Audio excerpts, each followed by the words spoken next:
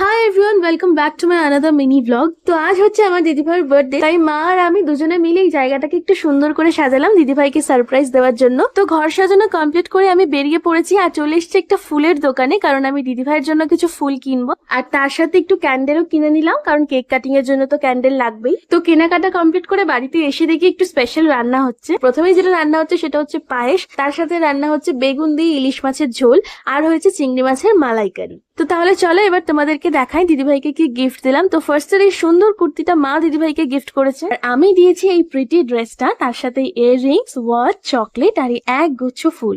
Gifts গুলো তোমাদের কেমন লাগলো অবশ্যই কমেন্ট করে জানাবে। আর হ্যাঁ, এই যে সুন্দর কেকটা দেখছো, এটা আমি স্পেশালি দিদিভাইয়ের বার্থডের জন্য অর্ডার করেছিলাম আমার পছন্দ মতন একটা ডিজাইন দিয়ে। তো এইবার হচ্ছে কেক কেটে নিজেদের মতন করে ছোটখাটো করে একটু বার্থডে সেলিব্রেট করার পালা। তো এইভাবেই গেল আজকের দিনটা। তাহলে চলো আজকের মতন টাটা, আবার দেখা হবে নেক্সট কোনো একটা মিনি ব্লগে।